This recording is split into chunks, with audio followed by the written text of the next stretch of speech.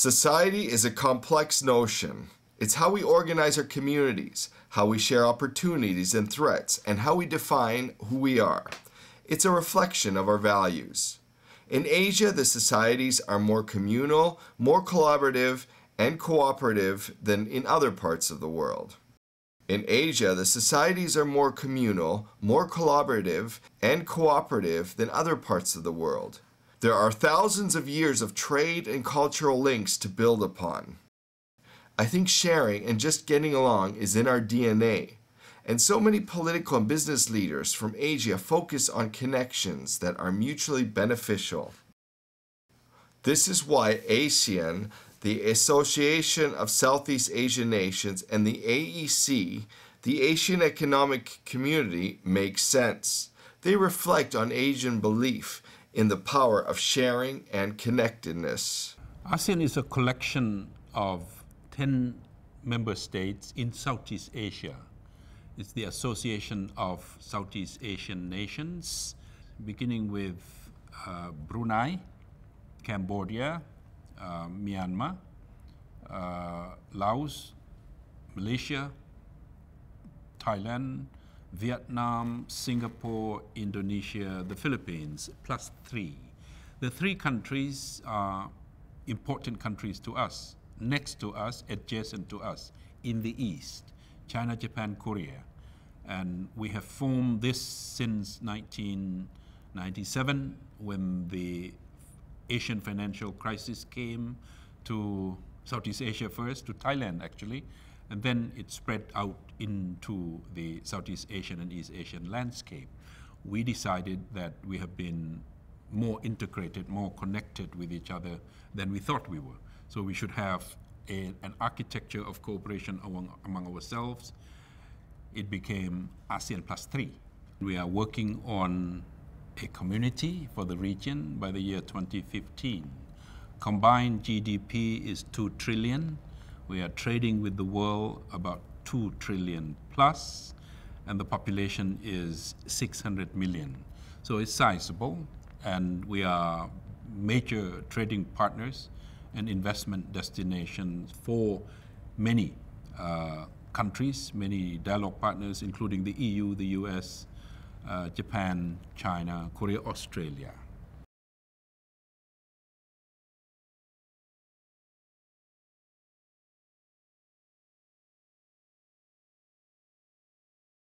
We are bound together by being in the same region, and now we're going to cooperate together by having less regulation when it comes to labor, so that people and goods can move more freely. So I think that this is the best. I mean, and we won't share a currency, so why not? ASEAN really is an attempt by these 10 Asian nations to really come together. And really they have. But the reality is that ASEAN has to do so much more to really come together economically, culturally, and politically. One of the things that ASEAN is doing to its great credit is trying to create an ASEAN economic community.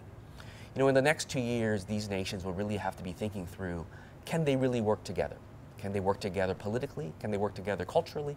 Can they work together economically?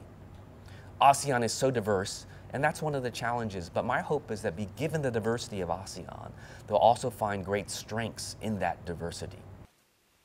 The strength of ASEAN in the past is that they were united in economic objectives of prosperity. The weakness of the ASEAN group is precisely that they are so diverse. You have small countries, you have bigger countries. You have countries which have very low incomes. You have countries which are middle to high, and even high incomes like a Singapore.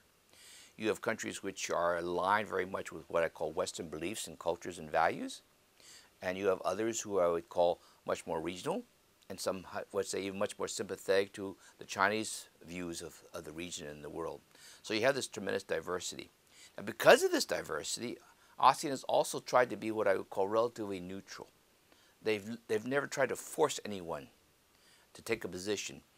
For this past decades, for example, they've been unwilling to put a lot of pressure on Myanmar in an overt fashion. They would talk to them under the table or behind the scenes, but they would not want to come out with a big declaration saying, Myanmar, you've got to open up, you've got to reform. So they've been very careful in terms of the neutrality. Now that principle of neutrality, of impartiality, also means that ASEAN has a very difficult time dealing with contentious issues where there isn't a general uniform agreement.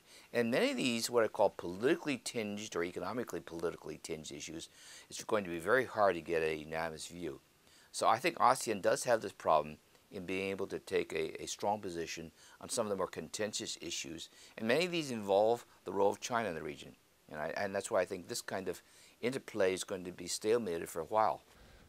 Korea has, of course, these set of free trade agreements with the United States, with the EU, and of course ASEAN, which is the major association of economies in this area. That doesn't only help other industries, but also the tourism, MICE industry in particular also. Not so much because of restrictions that were there before that have been taken away or so, but because tourism in itself, as the economy kind of develops, becomes a more important sector for people. As people have more wealth and have more money to spend and time to spend, they tend to do more tourism, and that's definitely true in all of the Asian countries.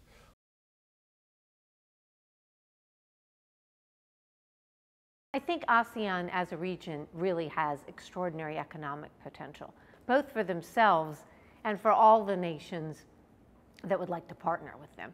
From the United States perspective, we really think about this realistically. Southeast Asia is going to form, once they become an economic community in a few years, an extraordinarily large market. They are going to have citizens who are increasingly able and ready as they grow economically, it's a fast-growing region economically, to purchase American goods and American services, to travel to America. I think they welcome what I would call a stronger or more enhanced U.S. presence. It gives them a comfort blanket. It creates a balance. It allows potential for more neutrality. And many would also say it's not that we don't think China's rising is good for the region, or that China rising means that it shouldn't have some kind of a greater role in the region than it used to have. But that role should not be at the expense of our own interests. Our own interests are broader. So I think everyone would say we welcome a greater U.S. presence. Now, if you talk to the Chinese, many would say actually the same thing. They actually would welcome what I would call a balanced and enhanced U.S. role in Asia, because they realize that it provides a comfort blanket for others.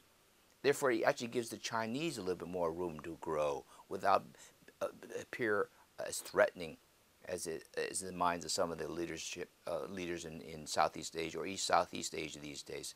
So I think a greater U.S. presence in a balanced role, recognition that that role must recognize that China is a rising power and therefore needs to figure out what that means, is something that everyone welcomes. Japan's role, try to promote this free trade area of Asia-Pacific as a whole, I think would be one we would like to do with the United States together as an important partner of rulemaking in this area. The United States has never left Asia to begin with, right? It's been always here.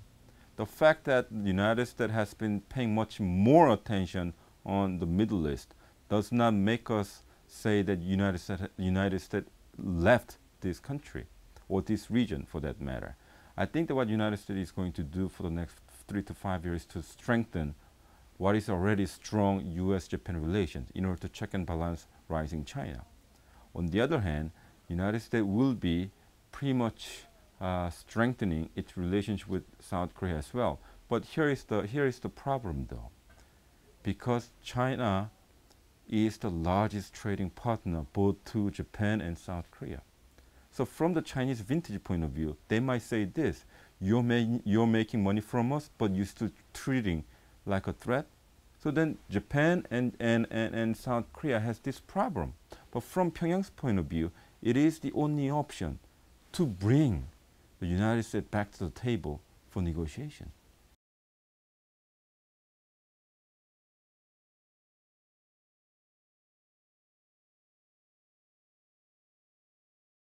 Groupings are very important. They help to improve overall relations. I mean, Asia is a very complex region with many issues. The big risk, obviously, is of a political nature as well. If economic integration and cooperation is not sufficiently supported, then private sector-led investment and improvements in governance will come to a halt. So all this is subject to a continuous political, peaceful, collaborative understanding, where the benefits of cooperation are seen as being more important than old rivalry of the past. I was just at a meeting with China, Korea, and Japan executives against the backdrop of current issues in the South Chinese Ocean, where political emotions run very high over rocks. Or some people, of course, argue there may be more behind it. And the truth is that the corporate world has every interest in maintaining an open and good collaborative engagement across all countries.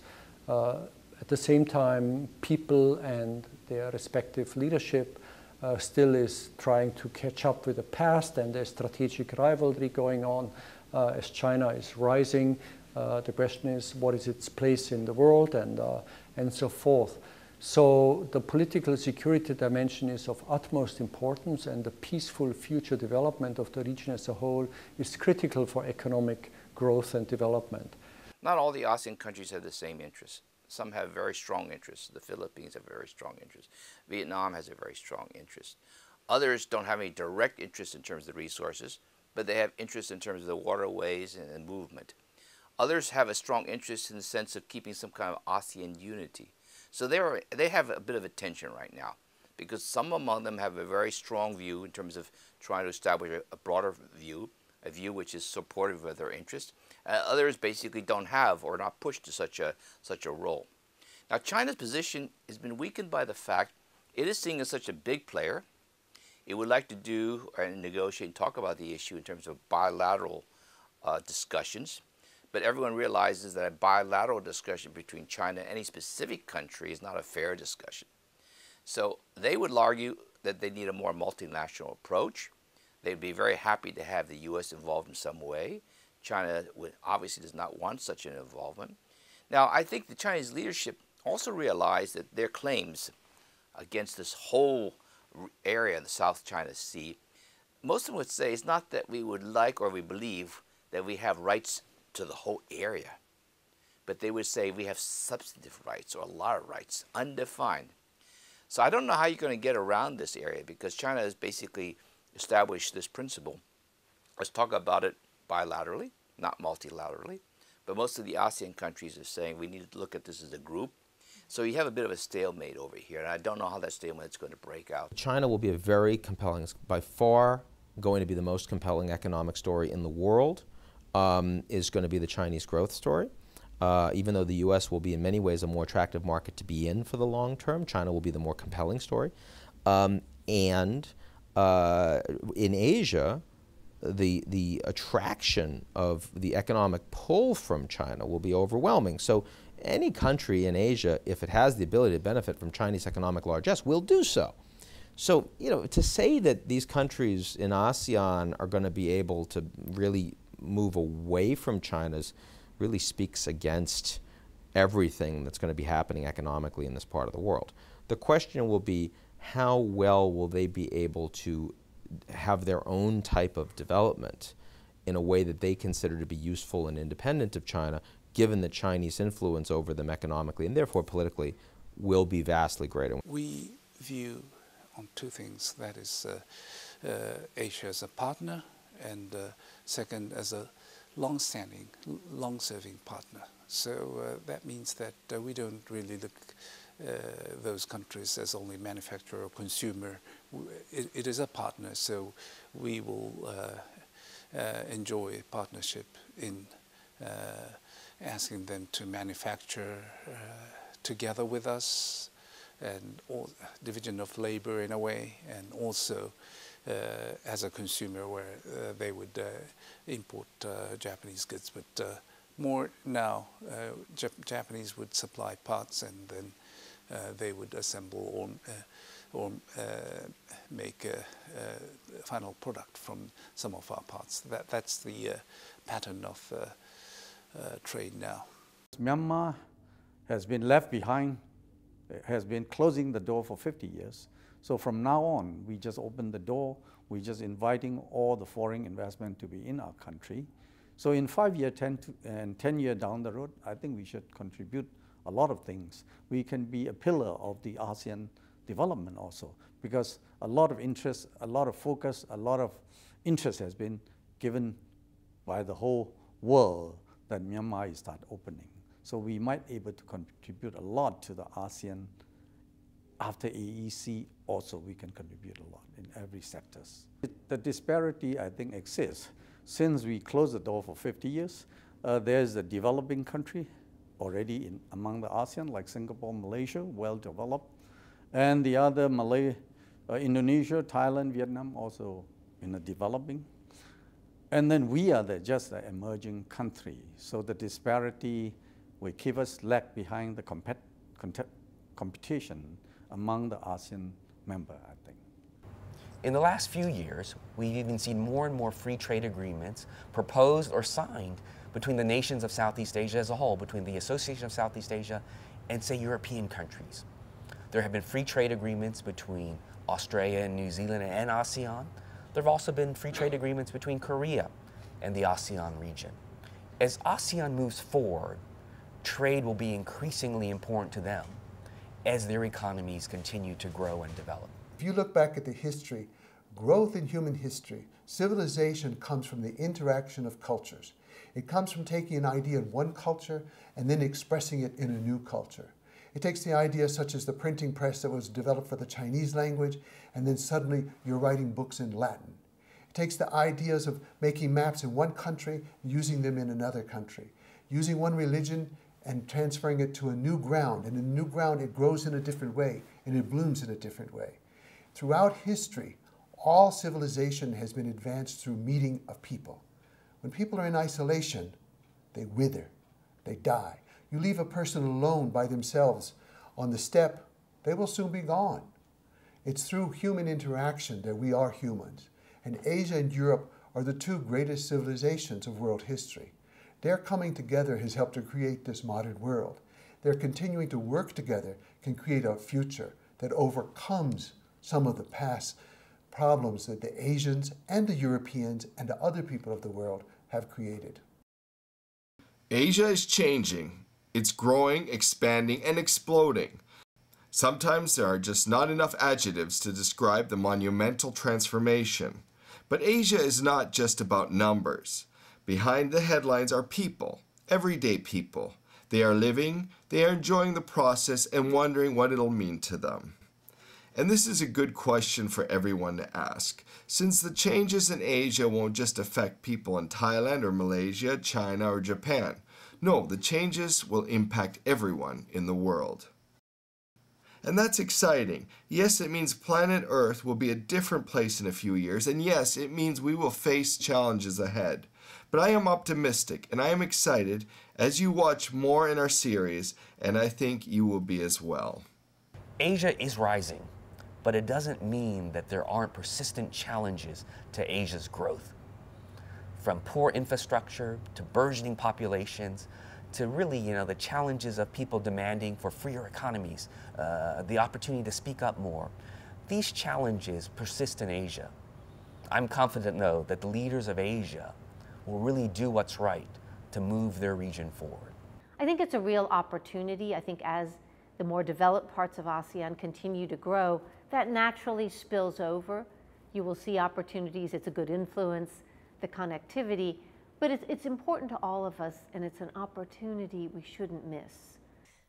Asia's in a really, really good place for the next explosion of growth. This is Asia's time. This is Asia Rising.